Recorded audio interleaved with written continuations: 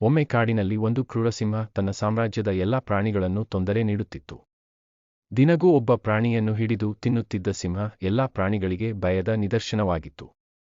ಪ್ರಾಣಿಗಳು ತಾವಾಗಿಯೇ ಒಂದು ಸಭೆ ಸೇರಿ ಸಿಂಹನ ಬಳಿ ಹೋಗಿ, ನೀವು ದಿನವೂ ನಮ್ಮನ್ನು ಹಿಡಿದು ತಿನ್ನುತ್ತಿದ್ದೀರಿ. ನಾವು ನಿಮಗೆ ಪ್ರತಿದಿನ ಒಬ್ಬ ಪ್ರಾಣಿಯನ್ನು ತಾವಾಗಿಯೇ ಕಳುಹಿಸುತ್ತೇವೆ ಎಂದು ಹೇಳಿದರು. ಸಿಂಹಕ್ಕೆ ಈ ಒಪ್ಪಂದ ಒಪ್ಪುತ್ತಾ, ಸರಿ, ಆದರೆ ಯಾವ ದಿನವೋ ನಾನು ಹೊಣೆಯಾಗಿದ್ದರೆ ಎಲ್ಲ ಪ್ರಾಣಿಗಳನ್ನು ಹೊಡೆದು ಹಾಕುತ್ತೇನೆ ಎಂದು ಬೆದರಿಸಿ ಬಿಡಿತು. ಹೀಗಾಗಿ ಪ್ರಾಣಿಗಳು ಹೋದ ಬಾರಿಗೆ ತಾವು ಆಯ್ಕೆ ಮಾಡಿದ ಪ್ರಾಣಿಯನ್ನು ಕಳುಹಿಸುತ್ತಿದ್ದವು.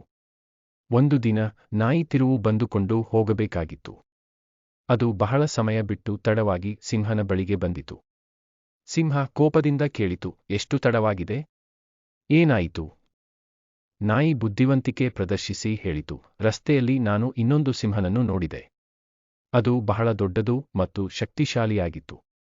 ನಾನು ಅದರಿಂದ ಪಾರಾಗಲು ಹೆಚ್ಚು ಸಮಯ ತೆಗೆದುಕೊಂಡಿದೆ. ಸಿಂಹ ಕೋಪದಿಂದ ಹೇಳಿತು, ಆ ಸಿಂಹನನ್ನು ನನ್ನ ಮುಂದೆ ತರುವೆನು.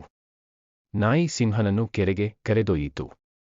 ಅಲ್ಲಿನ ನೀರಿನಲ್ಲಿ ತನ್ನದೇ ಪ್ರತಿಫಲವನ್ನು ನೋಡಿದ ಸಿಂಹ, ಇನ್ನೊಂದು ಸಿಂಹ ಎಂದು ತಪ್ಪಾಗಿ ಅಂದುಕೊಂಡು ಆಕ್ರೋಶದಿಂದ ನೀರಿನಲ್ಲಿ ಜಿಗಿದು ಬಿದ್ದು ಕೊನೆಯಾಯಿತು.